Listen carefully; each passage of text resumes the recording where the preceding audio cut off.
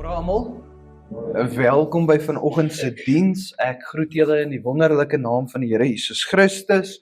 En ek is ook dankbaar om vanoggend hierso te wees saam met julle. Ek's bly om 'n paar gesiggies te sien wat weg was vir die vakansie. Hoorie, ons weet nou wie kan eintlik meer in die sakkie gooi op Sondag want julle het geld. Nee, ek speel maar net. Ons is dankbaar dat julle is veilig weer terug en ek weet daar is seker nog 'n paar mense wat ook nog weg is. Net voordat ons vanoggend begin, wil ek net weer eens julle uitnooi na ons Bybelstudies toe. Ek weet Robbie noem dit elke Sondag, maar ek weet die normale Bybelstudie vir die werkende mense, baie mense het weggebly omrede dit koud was, maar dit is nie meer -10 nie, is nou so -8, so dit begin warmer raak daar binne. So julle is meer as welkom om in te skakel.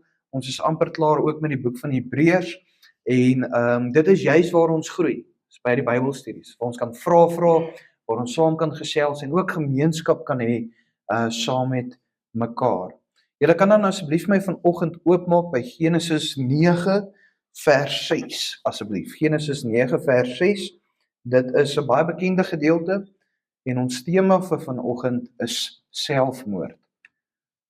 Genesis 9 vers 6.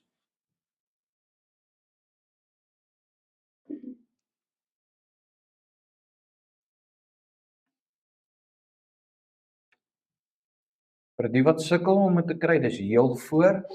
As jy verby Genesis is jy klaar verby. Okay.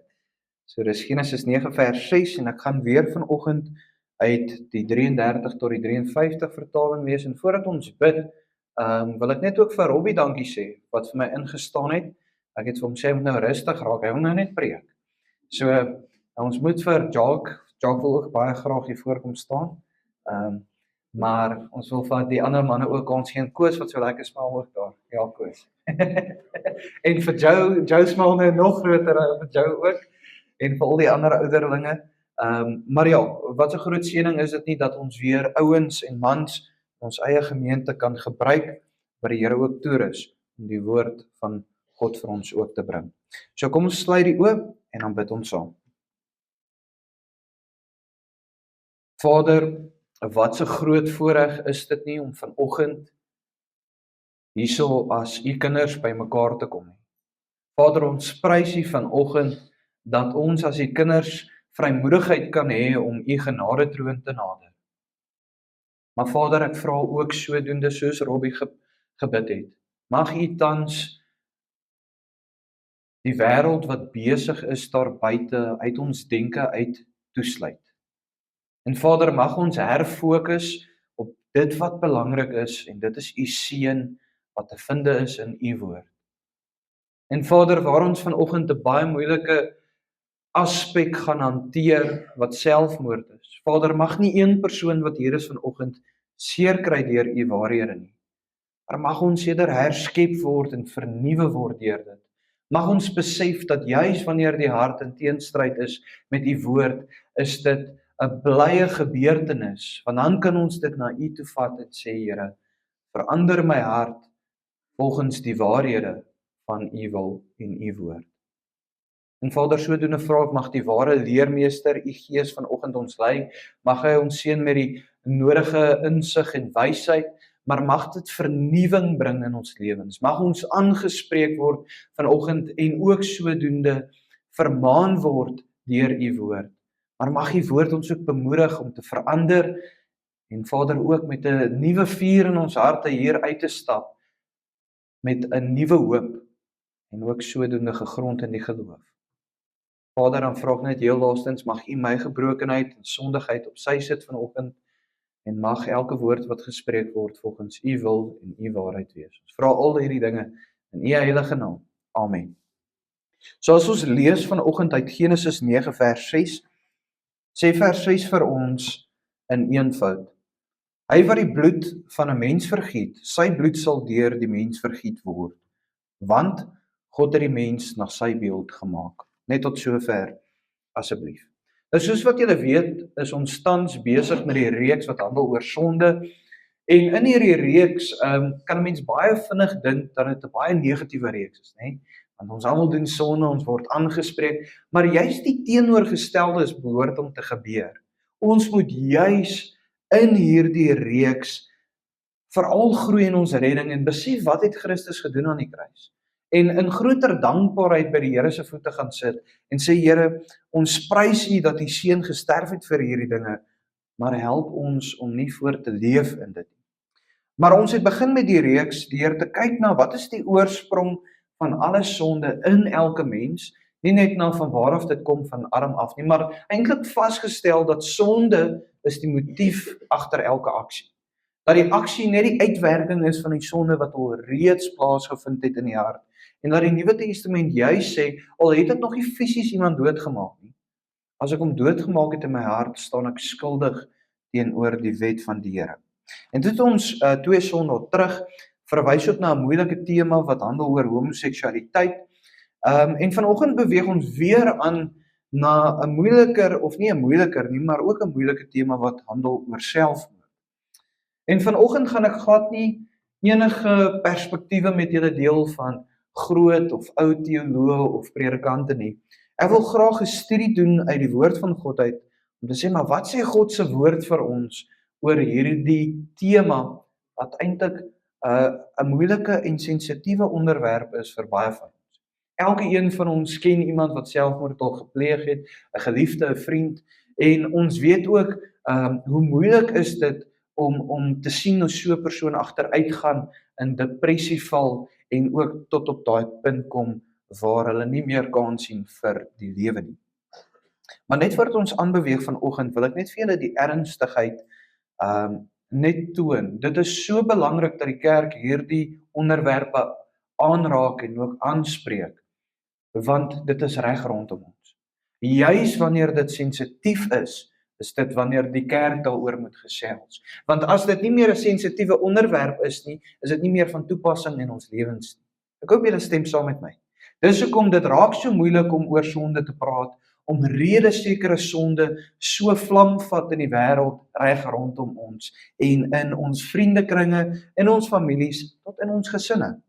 En dis die kerk se werk, nie net om dit uit te wys nie, maar om te bemoedig, om te verander, vir Jesus Christus te verkondig, wat 'n redding kan natuurlik voorsien. So voordat ons vanoggend na ons hoofteks gedeelte kyk, wil ek so 'n paar statistieke met julle deel, net om die donkerheid en die ernstigheid van die onderwerp duidelik te maak vir as jy iemand is wat miskien nog nie geraak was deur selfmoord self nie.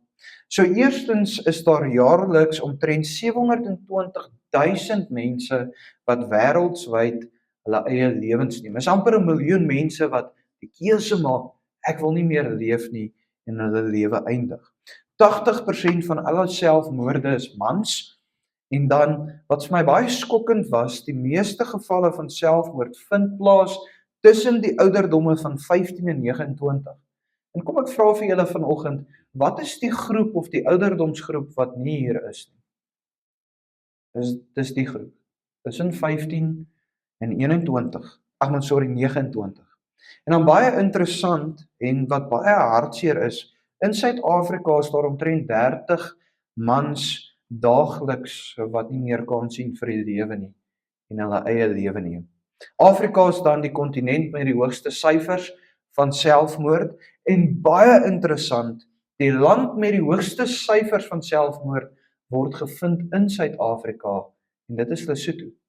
Lesotho het die hoogste syfers van selfmoord in die hele wêreld, en is een van die kleinste lande in die wêreld, met ook die kleinste populasies. Nou in die lig van hierdie donkerte, dink ek ons as kerk en ons as gelowiges kan nie langer stil bly om oor hierdie aspek te praat nie. Want elke persoon wat hier sit, is al aangeraak deur hierdie donkerheid van hierdie wêreld. En al is dit vanoggend 'n sensitiewe onderwerp, moet ons onsself die vraag vra, maar wat sê God vir ons in sy woord oor dit? En net voordat ons nou aangaan na wat selfmoord is, wil ek net dit duidelik maak. Selfmoord is 'n baie moeilike konsep om oor te praat, omrede die kategorie so wyd is. Byvoorbeeld vandag is 'n groot bespreking in die wêreld genadedood. Ek seker julle het al daarvan ook gehoor, waar sekere lande dit nou wettig maak as iemand swaar kry, in die vlees, dat hulle in 'n hospitaal opgeneem kan word en 'n genadedood kan verkry. En soos die spektrum van wat selfmoord behels, eintlik so wyd. En vir vanoggend se gesprekvoering gaan ek maar veralgemeen praat oor alles, oor die hele konsep. Ek kan nie oor elke spesifieke afdeling praat van dit nie, maar eerder net vir onsself die vraag vra, maar wat sê die woord vir ons? So eerstens, basies kan ons vanoggend net die vraag vra. Ek seker almal weet wat selfmoord beteken, maar die Woordeboek sê vir ons, dit is die gewillige keuse om jou eie lewe te neem. Niemand dwing jou nie, dit is ek self wat kies, ek sien nie meer kans nie, en ek wat self my lewe neem. Nou wat vir my baie interessant is, en wat hierdie studie baie moeilik maak is dat die Bybel nie self verwys na die term selfmoord nie. Jy vind dit nêrens in die woord van God nie. Jy vind baie gevalle in die Ou Testament van mense wat hulle eie lewens geneem het, en dan die baie bekende gedeelte in die Nuwe Testament van Judas wat sy eie lewe geneem het. Maar ons kry nêrens 'n direkte, werklike diep gesprek of verduideliking van hoe ons hierdie moet hanteer. So vanoggend gaan ons na klomp verskeie waarhede moet verwys om vas te stel wat sê God oor hierdie aspek. En wat vir my so skokkend was, toe ek navorsing gedoen het vir die preek oor hierdie onderwerp, is hoe min al gesê was oor hierdie onderwerp in die moderne kerk. Niemand preek daaroor nie, niemand skryf daaroor nie, almal is bang, hulle populariteit gaan by die deur uitgaan, mense gaan uit die kerk uitstap, en is dieselfde met homoseksualiteit ook. Moeilike afdelings van sonde wat ons nie wil oor gesels nie. En wat eintlik vir my hartseer is, in hierdie bevindinge van absoluut min of geen materiaal daaroor nie, is dat die min wat jy vind daaroor, is al valse lering, wat die mense se harte laat beter voel, of dit is baie oppervlakkig. En wat vir my baie skokkend is hoe die kerk vandag bang is vir die mens in die kerk, en nie meer vir God nie. En dat ons nie meer die waarheid preek soos wat dit is nie, want ons eie harte word dan aangespreek. En mense, ons as kerk kan nie meer langer in hierdie wêreld voortgaan om die mens te vrees nie. Ons moet God vreesend leef. En dit bring ons dan by ons hoofteksgedeelte uit, wat sê, hy wat die bloed van 'n mens vergiet, sy bloed sal deur die mens vergiet word, want God het die mens na sy beeld gemaak. Nou, ons hoofteksgedeelte is een van die eerste verwysings, nie na moord nie, wat ons vind in die Bybel, maar meer na die straf en die wet wat gekoppel word aan moord. Ons moet besef dat die 10 gebooie eers gegee was duisende jare na hierdie in Moses se tyd, toe Moses op die berg was en die 10 gebooie verkry het. Maar die skrywer Moses verwys hier na iets baie eenvoudigs. As iemand moord pleeg, ek neem my lewe uit eie gewin uit, is die straf dat my lewe ook geneem moet word dan. Maar hy gee vir ons iets baie belangriks. Hy gee vir ons die antwoord op hoekom. En ons vind dit in die laaste gedeelte wat sê, want God het die mens na sy beeld gemaak. Nou ek seker almal ken die skepingsverhaal van God het vir Adam in sy gelykenis en in sy beeld geskape, maar ons almal ken ook die verhaal wat daarna plaasgevind het, die sondeval, en dat Adam en Eva toe 'n sondige natuur verkry. En dan kom Genesis, en ek het dit al menigmale genoem, en sê, maar Adam se seuns was toe geskape, nie in God se beeld en gelykenis nie, maar in Adam se. Verwysend dat hulle gebore word met 'n sondige natuur, en in sonde, en kom ons sê in 'n gebroke beeld van God. Nou, nietemin, al word ons gebore in sonde, is daar nog steeds iets verskillend of anders aan die mensdom as die dier daar buite. Stem julle saam met my? Anders sou die woord van God nie plaasgevind het nie, anders sou Christus nie gestuur geword het vir die mensdom om hulle te red uit hulle verdoeming en ook uit die sonde en die dood uit nie. En sodoende kan ons sê dat die rede hoekom die straf vir moord die doodstraf is omrede die oorspronklike doel wat God met die mens gehad het. En dan moet ons onsself vra, maar wat is die oorspronklike doel wat God met die mensdom gehad het. En in eenvoud kan ons sê, in 'n paar woorde, om hom te verheerlik. Stem julle saam met my? Reg deur die hele woord van God, van Adam se tyd af, God vereis net en vra gehoorsaamheid. Wees gehoorsaam en deur dit verheerlik my, deur jou gehoorsaamheid. Maar in eenvoud kan ons dit bietjie meer uitbrei en sê, ons doen hierdie deur in harmonie, in gemeenskap saam met God te leef, in 'n verhouding en rentmeesters te wees oor die res van die skepping. Dit was die oorspronklike doel wat God gehad het met die mens. En dan kan ons dan in eenvoud sê vanoggend dat enigiets wat hierdie harmonie of gemeenskap met God wegneem, is teen God se wil. Stem julle saam met my? Enige iets wat maak dat ek nie meer in 'n verhouding met God is nie, of my wegvat van God se oorspronklike doel af, is dinge wat God nie wil hê ek moet doen nie.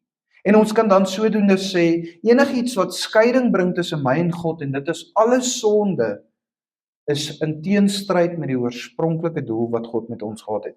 Jesaja 59 vers 5 sê in eenvoud vir ons, maar julle ongeregtighede het 'n skynsmuur geword tussen julle en julle God, en julle sondes het sy aangesig vir julle verberg, sodat hy nie meer hoor nie. Ek glo almal tot op die punt verstaan die eenvoud waar ons is, maar dan wat 'n baie belangrike vraag is selfmoord dan 'n sonde? Want ons het nou net vasgestel dat enige iets wat jou wegvat van God af is sonde, en dit is teen die oorspronklike doel wat God met ons gehad het. En dan die baie eenvoudige vraag is selfmoord 'n sonde? Maar wat het ons vasgestel die eerste preek in hierdie reeks? Hoe moet ons onderskei tref tussen wat is sonde en wat is nie? Die motief agter die sonde, agter die aksie. So as ons dan onsself die vraag vra, maar wat is die motief agter selfmoord, gaan ek vanoggend weer eens veralgemeen, daar kan verskeie redes wees, maar die hoofrede is die volgende: die begeerte om ondraagbare psigologiese pyn, hopeloosheid en die gevoel van geen waarde te ontsnap. Is jy dan met my? Kyk, so wat dit beteken is, in basiese vorm, die persoon sien nie meer kans om te lewe hier op aarde nie. Die persoon sien geen hoop, geen deur waar hy kan deurstap om hierdie gevoel van depressie of wat ook al hy in is, finansiële krisis, uit dit uit te kom nie. En so kan ons sê die fondasie van die motief van die waarheid agter selfmoord is, daar is geen hoop nie. Stem julle saam met my? En eenvoud. Ek glo meeste mense val dan onder daardie. Maar dan sê die woord spreek spesifiek oor hierdie waarheid, en Paulus praat oor dit in Efesiërs 2 vers 12 wat sê, dat julle in die tyd sonder Christus was, vervreemd van die burgerskap van Israel en vreemdelinge ten aansien van die verbonde van die belofte, sonder hoop en sonder God in die wêreld. En Paulus beskryf die mens voor redding, die gebroke wêreld. Wat sê hy vir ons in eenvoud? Hy sê dat voor redding het jy geen hoop nie en is daar geen hoop nie. Dat elke persoon wat nie vir Christus het nie, het absoluut geen hoop. Miskien hoop in die verkeerde dinge, maar het julle gesien voor redding hoe vinnig daai hoop weggevat word? Jy dink net jy het sekuriteit in 'n werksplek en jy het hoop in geld en miljoene, dan gebeur daar iets want jy niks nie. En dan voel as jy weer in daai gat daaronder. Net wat ons aanbeweeg, ons moet besef die hartseer wat gekoppel word aan hierdie. Paulus beskryf nie net in hierdie gedeelte dat hulle vervreemd is van die hoop nie, maar is omrede hulle vervreemd is van God wat die hoop kweek in ons. En op ander verskeie plekke sê Paulus, soos wat ons weet, die gebroke, ongeredde wêreld daar buite is aan die slaap, hulle is doof, hulle is blind en hulle is dood en weet nie wat hulle doen nie. So daar is niks goeds gekoppel aan iemand wat nie vir Christus het nie, want die woord sê vir ons, daar's nie een wat goed is nie, nie een wat regverdig is nie, nie een wat vir God eers soek nie.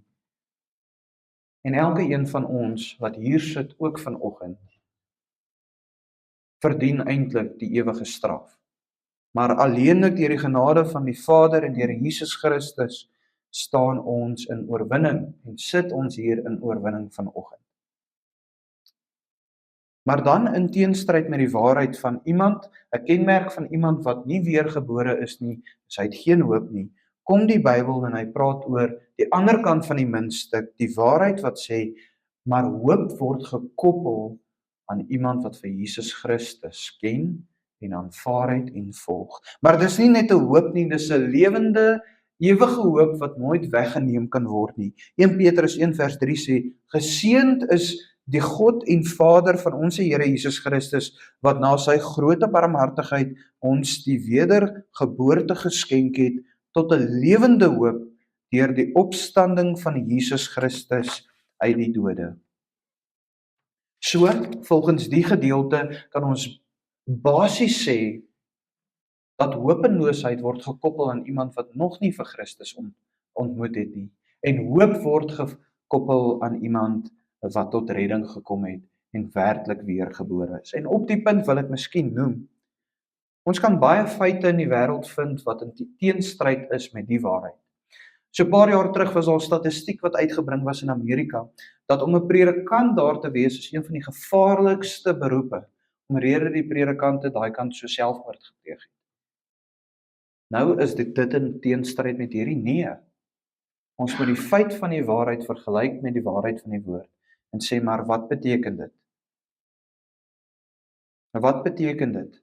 Dat enige persoon, of hy aangestel is in die kerk as predikant, ouderling of diaken, wat nie vir Christus het nie die hoop nie. 'n Titel red jou nie. Christus doen. En hierdie is baie belangrik. Maar dan kan ons die vraag vra, kan 'n ware weergebore persoon, en hierdie is 'n baie belangrike vraag, kom tot op die punt waar hy sy hoop verloor? En onthou net, hierdie is baie belangrik, want ons veralgemeen baie in die kerk en sê, maar almal in die kerk is gered, en dit is nie so waar soos wat ons dink nie. Nie almal wat hier sit, byvoorbeeld vanoggend, is te sê dat hulle werklik weergebore is nie. Ek glo julle stem saam met my, né?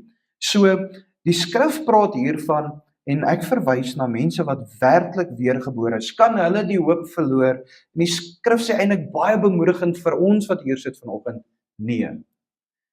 Hebreërs 6 vers 18 tot 19 sê, sodat ons deur twee onveranderlike dinge waarin dit onmoontlik is dat God sou lieg, kragtige bemoediging kan hê, ons wat ontvlug het om vas te hou aan die hoop wat voor lê, en ons het dit as 'n anker van die siel wat veilig en vas is en ingaan tot binnekant die voorhangsel. Ons het so 'n paar sondae terug hierna verwys en sê, wat beteken dit? Dit is soos 'n boot wat in die ou tyd by 'n hawe of by 'n baai aankom en is donker. In hulle tyd het hulle nie sonars gehad of 'n GPS wat die boot kan stop nie. Hulle het seile gehad. Jy kan nie net reverse nie, né? Daai seil, ek weet nie mooi hoe dit werk nie. Jy het hom anders daar opspan om weer aan die ander kant toe te gaan. En dit vat tyd. So wat hulle gedoen het as hulle in die aand by 'n hawe aangekom het, het hulle 'n klein bootjie gevat, die anker daarin gesit en die anker in die hawe ingeroei, die anker gegooi in die hawe. En dit is waarna die skrywer hier verwys, dat al is die boot nog nie in die hawe nie, hy is geanker in die hawe en veilig. En dit is waarna hy verwys hier. Al is ons nog nie in die hemel nie, ons is vasgeanker aan Christus, wat deur die voorhangsel heen vir ons in die heiligdom ingaan het, en wat daar nou is by die Vader. En dit is ons sekuriteit. Dit is hoekom ons nie ons hoop kan verloor nie, want ons is vasgeanker in Jesus Christus. Maar wat maak dat iemand dan aan hierdie hoop kan vashou? En ek dink dit is 'n baie goeie vraag in hierdie gesprek. Nou die sleutel tot die hoop is die geloof. Jy kan nie geloof hê en nie hoop hê nie, en jy kan ook nie hoop hê en nie geloof hê nie. Paulus praat oor hierdie in Efesiërs 2 vers 8 tot 9 waar hy sê, want uit genade is julle gered deur die geloof, en dit nie uit julleself nie, dit is die gawe van God, nie uit die werke nie, sodat niemand mag roem nie. Wat sê Paulus vir ons? En ons vergeet dit. Ons dink geloof word gekweek in die vlees. Skrywer sê nee. Geloof wat jy ontvang by redding is 'n gawe van God. En dank die Here, dit is 'n gawe van God Want alles wat gekweek word in die vlees is vals, korrup en bring vernietiging. Ek weet nie of stem julle saam nie. Elke ding wat ek in my eie krag aanpak, daar's nie eintlik baie sukses wat gekoppel is aan dit nie. En die skrywer sê dan vir ons hierso, dat natuurlik as die geloof wat ons kort om aan die Here vas te hou, van God af self kom die hoop ook van God af. Dink gou daaraan, alles wat goed is tans in jou lewe, wat gekoppel word aan jou as persoon, moet van die Here afkom. Die vrug van die Gees, die Here se, is die Gees. Die geloof wat jy kort om aan die Here vas te hou, kom van die Here af. Die hunker om nader aan die Here te beweeg, kom van die Gees af in jou. Die woord sê, jy kan nie vir God nader, as die Here nie eers jou genader het, om die begeerte te kweek in jou. So mense, daar is niks goeds in ons, behalwe die Gees van God, wat in ons goddelike, heilige dinge kweek nie. In wie se liefde moet ons wandel op hierdie aarde? Is dit myne of Christus se? Christus se. Wie se liefde moet ek nie net uitleef nie, maar ook deel met ander, Christus se. Hoe moet ons vergewe? Soos wat God, ons bid eintlik in die Onse Vader en sê, Vader vergeef ons soos wat ons ander vergeef. En teenoorgestelde sê daai gedeelte vir ons moet hunker om meer en meer soos Christus te word, en ook te vergewe byvoorbeeld soos hy. Maar op hierdie punt is dit dan baie belangrik om die volgende vraag te vra, en ek wil nie eintlik, ek het probeer wegbeweeg van hierdie vraag af, maar dit is onvermydelik in hierdie gesprek, want dit is die vraag wat almal het, is, bring selfmoord dan totale skeiding tussen God en die persoon en die ewige lewe? Ek dink dit is op almal se lippe, en almal se harte. Iemand wat ek ken wat selfmoord gepleeg het, kan hy dan nou nie hemel toe gaan nie? En voordat ons dit beantwoord, wil ek sê, wees versigtig met vrae soos hierdie. Ons gaan nou so 'n bietjie na dit verwys. Maar na die skrif wat ons vanoggend gekyk het, getuig die vrug van hopeloosheid nie van redding nie, maar van iemand wat nie vir Jesus ken nie. Mense, dit is die waarheid van die woord. Ons kan nie stry vanoggend op hierdie punt nie. Iemand wat selfmoord pleeg, en ek weet elke situasie is anderster. Daai hopeloosheid word gekoppel aan 'n ongeredde persoon. Al het hy in die kerk sit, al was hy 'n predikant, mense. Mense kry predikante wat nog nie tot redding gekom het nie. Ek weet nie of het julle dit al gesien nie. Hier in Suid-Afrika, reg oor die wêreld. Iemand wat vir Christus ken, sal aan die hoop vashou. Paulus het vir ons 2 Sondae terug in die woord gewys. Hy sit in die tronk en hy getuig, nie een van julle het vir my kom kuier nie, maar die Here was daar. En deur dit was ek gered uit die mond of bek van die leeu. Mense, as jy weergebore is, het jy 'n ewige hoop wat in jou woon, waarin jy vashou. Ja, jy word negatief, maar jy kan nie op die punt kom, want op die punt waar jy sê daar is geen uitweg, ontken jy vir Christus. Want hy is die weg, die waarheid en die lewe. En ek weet hierdie is in teenstryd met baie van ons harte, maar dit is wat die woord vir ons leer. Enige tyd wanneer ons sonde wil regpraat, kom die eerste Sondag se hoofteksgedeelte op. Wee jou wat soet bitter wil maak en bitter soet, wat lig donker wil maak en donker lig.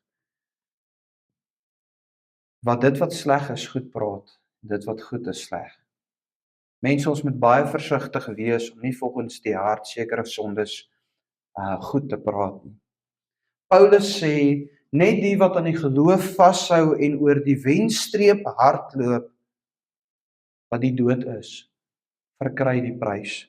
2 Timoteus 4:7 sê, ek het die goeie stryd gestry, ek het die wedloop volëindig, ek het die geloof behou. Wat sê dit vir ons? Dit sê vir ons net die wat hierdie tydelike wêreldse tentwoning verlaat en die geloof behou, net hulle sal die ewige prys verkry. Maar op hierdie punt wil ek dan 'n waarskuwing met julle deel oor al hierdie gesprekke, homoseksualiteit, selfmoord, hoogmoed, enige sonde. Die gevaarlikste plek waar jy jouself kan vind as 'n Christen is in God se skoene. Wees baie versigtig, want nie een van ons word aangestel as beoordelaar van die hart nie, en nie een van ons is die kenner van harte nie. En sodoende baie belangrik, sodra jy in die gesprek of denkwyse beweeg, draai om en beweeg weg daarvan. Maar weet julle wat, daar binne word net seerkry gevind, want ons as mens is nie geskep om in God se skoene te staan of te probeer verstaan hoekom dinge gebeur nie. Ons as mens word geskep met wat se doel? Om in harmonie en gemeenskap saam met die Vader te woon en rentmeesterskap toe te pas oor die dinge wat hy aan ons toevertrou en om hom te verheerlik. En dan baie belangrik, en ek wil dit graag met julle deel op hierdie punt ook. Sodra jy jouself in God se skoene plaas, raak ons hoogmoedig. En onthou in die woord, elke keer waar iemand gevra het hoekom vir die Vader, het hy hulle nie geantwoord nie, maar herinner aan wie hy is. Dink aan Job se storie. God het sê, ek is die Alfa, die Omega, die begin en die einde, die skepper van die hemel en aarde, en tegnies gesproke plaas hy ons weer dan terug in ons posisie. Want ons is nie gelyk aan hom nie. Ons sal nooit gelyk wees aan hom, hy is die begin en die einde. En mense, net vir die wat miskien vra het in hulle harte, wat menslik is, vat dit na die Here toe en sê, Here, gee my rustigheid.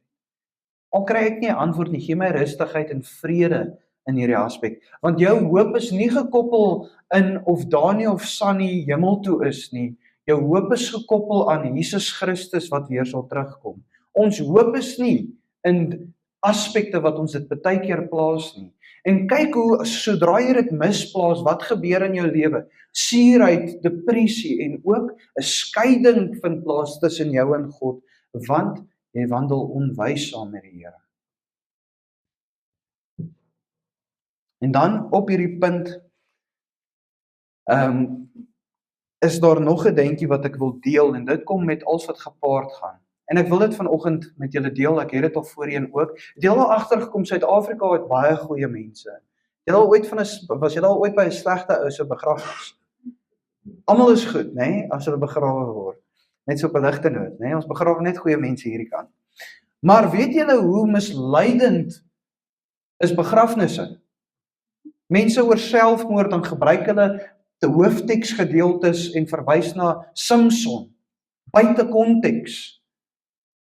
Mense, 'n preek, of dit 'n begrafnispreek is, of dit wat jy preek by die huis vir jou kinders, as dit nie in Christus gegrond is, wat vir Christus as verlosser verkondig en die geloof verkondig en die hoop verkondig wat te vinde is in hom nie, is dit nie deel van Christendom nie.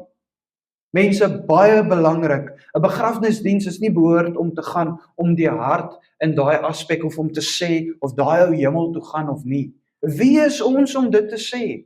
Daai boodskap is behoort om te gaan vir die hoorders waar daar sit, wat miskien nog nie gehoor het van Jesus Christus nie, en as hulle gehoor het en hulle glo nog nie, om hulle harte aan te raak met wie Jesus Christus is.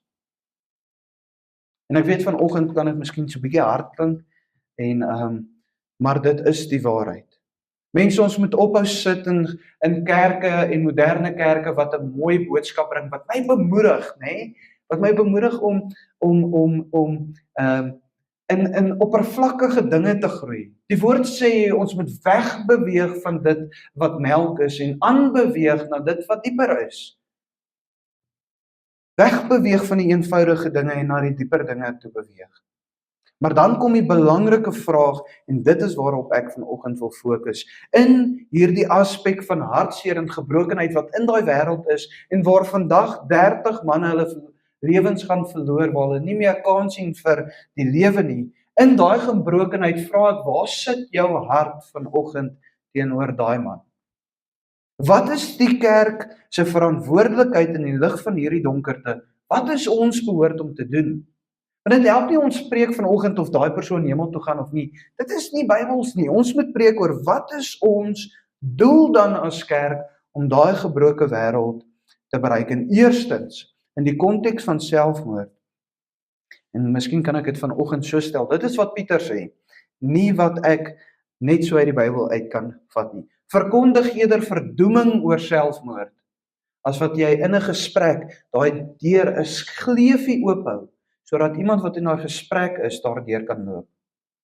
Mense spreek eerder verdoeming oor sonde, as wat jy dit goed praat, of die ene is ligter as daai ene, want die mensdom is so, ons sal deur daai deur stap. Spreek eerder en spreek as iemand jou 'n vraag vra daaroor, dat dit nooit 'n uitweg kan wees nie, as om te sê maar ons weet nie. En mense, dit is baie belangrik. Tweedens, wat is ons verantwoordelikheid in die kerk? En as julle vanoggend 'n gedeelte neerpen, 1 Petrus 3 vers 15, is so belangrik. Dit sê, maar heilig die Here God in julle harte en wees altyd bereid om verantwoording te doen aan elkeen wat van julle rekenskap eis, omtrent die hoop wat in julle is, met sagmoedigheid en vrees. Wat sê die skrywer Petrus hier vir ons? Ons moet reg wees om vir die verlore wêreld daar buite te verduidelik en te verkondig wat? Die hoop wat hulle in ons raak sien. Want hy gaan vir homself vra, maar ek het dit nie, maar ek sien dit in Joe of Saartjie of in Tian hier voor, en hy nader jou en gaan jou vra, maar vir waar kry jy dit? Hoekom kan jy in die situasie sit en met vreugde in hierdie lewe wandel, in hoop wandel in hierdie lewe en ek nie? Maar raai wat, hoekom gebeur hierdie nie? Hoekom gebeur hierdie nie meer met ons wat in die kerk is? Want ons lewe nie meer asof ons die hoop het. Stem julle saam met my? En dit is waar vanoggend dan so 'n bietjie vermaaning op ons toepas kom en ook self op my. Mense, seldom sien ek nog die waarheid raak en ek sien meer die teenoorgestelde raak. Ons leef in 'n tyd van gemak en vra oppervlakkige vrae oor kerke soos, wat kan die kerk vir my bied? En hoe meer die kerk vir my kan aanbied, hoe meer kan ek terugsit en so maak. Het julle al agtergekom, almal het iets te sê oor die kerk, maar as ek kom by wie is bereid om iets saam met ons te doen, steek niemand hulle hande op. As ek by vergaderings kom wat so bemoedigend is om te sê, maar hoe gaan ons hierdie jaar 'n dieper wandel saam met die Here aanknoop en op 'n dieper manier God se werk gaan uitleef en vir Christus gaan uitleef, is 80% van die gemeente nie. Want ek hou nie van vergaderings nie. Ek ook nie. Maar mense, ons is besig om 'n gemaklike Christendom te kweek en ook redding te verkondig wat absoluut in teenstryd is met wat die woord sê redding is. Die woord sê as die vrug nie gedra word nie en as die dade nie die redding toon nie dat die dade jou red nie, maar dan 10-1 is hy nie gered of sy gered nie. Die woord praat van die skape tussen die bokke, oor en oor en oor. Mense, ons kan nie meer in 'n illusie leef dat almal wat in die kerk is weergebore is nie, want die vrug word nie getoon nie. As die vrug hier was, dan kon ons nog gesê het, almal is gered, maar die waarheid is 10-1 vanoggend, dat nie almal wat hier sit gered is nie, maar weet julle wat's besonders? Wat gaan ons wat gered is doen vanoggend? Gaan ons weer hier uitstap en gou vinnig die bout in die oond gaan kyk, nee, ons kry swaar, miskien 'n paar aardappels in die oond, of gaan ons hierso bly en begin uitvind hoe gaan dit in mekaar se lewens? Ken ons die mense hier in ons midde in die liggaam van Jesus Christus hier plaaslik? Of gaan ons ook weer in ons karakter met ons die lewe gaan aan? Pieter het nou alweer te lank gepreek. En mense, wat vir my so moeilik is dat ons so wegbeweeg het van wat dit beteken om as liggaam van Christus te leef in hierdie wêreld. Dit gaan nie oor Sondagdienste nie, dit gaan nie oor Bybelstudie, bywoning of enigiets soos dit nie. Dit gaan oor die roepings wat God vir ons gee. So min van ons leef ons roepings uit, want ons wil in gemak in die kerk wees. Die in die kerk tree meeste van die kere net so op soos die mense in die gebroke wêreld. Weet julle wat ek sien? Oor en oor tree ons net so op. Sodra iets gebeur wat moeilik is in 'n gelowige se lewe, dan bly hulle weg van die kerk af, weg van hulle roepings af, en dan gaan sit in so 'n bonneltjie en treur en huil en kry hulle self jammer. Die woord sê vir ons, God het nie vir ons 'n gees van vrees gegee nie. Mense, ons stree op net soos die gebroke wêreld daar buite, en dis 'n realiteit en 'n waarheid. Hoeveel van ons was lank terug by die Here se voete, nie by die kerk, by die Here se voete. En ek praat nie nou van 'n skietgebedjie nie, ek praat van 'n intieme gesprek met hom, 'n belydenis wat plaasvind. As jy vanoggend in daai kategorie val soos meeste van ons almal skiet kort aan die heiligheid van God. Mense val ons in hierdie kategorie. Ons word juis geroep om in die moeilike situasie sterk te staan in die geloof en eintlik wat ons sien in die kerk is meer die waarheid van min en klein en geen geloof as die waarheid van 'n sterk geloof en om sterk te staan in dit. Stem julle saam met my? Ek hoop so. As jy vanoggend jou kop skud, mense, dan verstaan ek nie. Dan kyk ons miskien na die wêreld en na ons eie gemeentes deur verskillende brille. Oom Freddie van Springs sê gereeld, altyd as oom Freddie met my kom praat, dan weet ek iets is fout. Hy's 'n baie ernstige ou. En hy dink baie, ek sê altyd dis sy grootste probleem, hy dink te veel. Op 'n ligte noot. Maar oom Freddie sê altyd vir my, dan sê hy wonder wat sou Christus gesê het as hy vandag teruggekom het van ons gemeente. Sou hy gesê het, wel gedaan my goeie en getroue diensknegte? Of sou hy gesê het, gaan weg van my af want ek ken julle nie?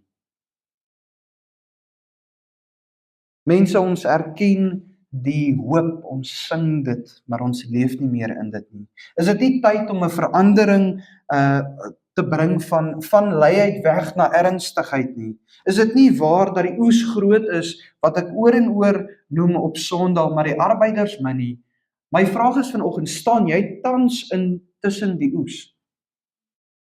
Jy weet as jy op die N1 of enige pad ry, as jy die padwerkers kry. Jy kry 3 wat werk en dan die res daar in die koelteboom. Daai enigste boompie op die lang pad. Is jy vanoggend die een wat daar deur sit en water drink onder die koelteboom? Of is jy die een wat in die son staan en jou roeping uitleef tussen die oes? Maar mense, waartoe het God jou geroep? Om geld te maak? Om 'n goeie werk te hê in hierdie lewe, om te gaan swat? Ja, dis al sekondêre goeders wat seëninge is. Maar wat's die hoofroeping van God vir jou? Om in harmonie en in gemeenskap saam met hom te leef. En dit gebeur net deur gehoorsaamheid. Mense, ek wil vanoggend julle bemoedig. Ek glo nie julle besef die vreugde wat gekoppel word daarin om jou roeping uit te leef nie. Daar is niks wat my nog ooit soveel vreugde gebring het. Maak nie saak hoeveel medaljes met sport jy wen of hoe goed jy in die akademie doen of hoeveel geld in jou bank is nie. Die grootste vreugde is om bruikbaar te wees vir die Here. Maar weer eens, vra ek vanoggend die vraag. En ek gebruik Jesaja 6 vers 8. Ek probeer dit nie uit konteks uitgebruik. Wat sê, daarop hoor ek die stem van die Here wat sê, wie sal ek stuur en wie sal vir ons gaan? En mense, ek hoop vanoggend in julle harte, die wat skuldig staan en die wat nie, steek almal 'n hand op en sê, hier is ek, Here, stuur my. En dan wil ek net afsluit, vanoggend se preek het glad nie gaan om te bewys dat iemand wat selfmoord gepleeg het in die hel of die hemel is nie, want niks met ons te doen. Maar my vraag is, hou ons nie onsself baie keer so besig met vrae wat absoluut glad nie in ons denke moet wees nie, dat ons vergeet waartoe ons geroep word. Die statistiek van selfmoord, van homoseksualiteit en van elke sonde neem toe, omrede ons hierso sit en baie keer net niks doen nie. Wanneer laas het ons in Brakpan se vergadering of in Springsing evangelisasie bespreek? Nie van dat ek al een keer hier was, miskien is dit my skuld, né? Is dit nie waartoe ons geroep word nie? Ons het nie eers 'n sendeling, ons ondersteun 'n sendeling, maar hulle kom nie uit ons gemeente uit wat ons uitgestuur het nie. Is ons nog besig met die Here se werk of is ons besig om te speel? En om eerlik te wees, dink ek ons speel kerk. En dis hoekom ons sit in statistieke soos wat ons vanoggend gehoor het. Ja, die wêreld gaan meer donker raak. Maar mense, ons behoort om in vreugde in hierdie hoop vas te hou nie. So, kom ons nader na die Here en vra vir hom om ons te vernuwe en te verander. Amen. Vader, waar ons nou in eenvoud na 'n moeilike tema verwys, wat handel oor selfmoord, liewe Heer. Vader, weet ek baie van ons harte is seer in konteks van hierdie onderwerp. Maar Vader, mag U vernuwing bring. Mag U vir ons 'n hoop kweek in ons harte, wetend dat ons geroep word om juis daai hoop vir daai persone nie ervaar het nie, te deel met hulle.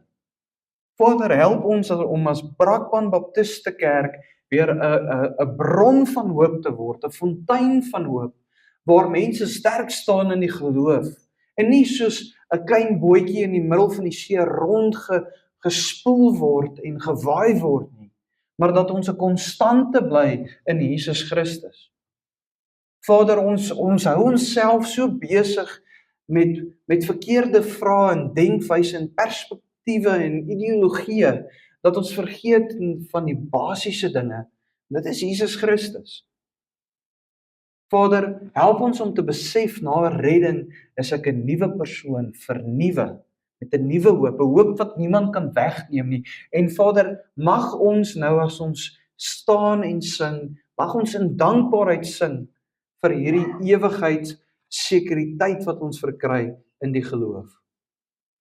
Vader, dat wanneer u woord sê, as ons eers in u hand is, sal niks of niemand ons daar kan uithaal nie. Vader, mag ons groei in dit, mag ons geloofsekerheid verkry, en mag ons dit uitleef. Mag ons kinders sien die hoop wat in hulle ouers is vir Jesus Christus. Mag ander kinders, ons kinders se hoop sien by die skool. En Vader, mag dit 'n kettingreaksie wees, wat weer vernuwing bring in Brakpan weer, en in Springs. Vader, mag u ook so doen, elke een van ons harte ondersoek. En waar daar valsheid is, mag u dit uitwys. Mag ons dit bely, mag ons in oorwinning u prys daarvoor. Vir al hierdie dinge in u heilige naam. Amen. Staan dan en ontvang die seën. Mag die Here jou seën deur jou te vermaan, te beskerm en te laat groei, en deur jou uit te stuur. Mag sy liefde jou vernuwe, sy genade jou herskep, en sy roeping jou bemoedig om uit te gaan. Amen. Dankie julle.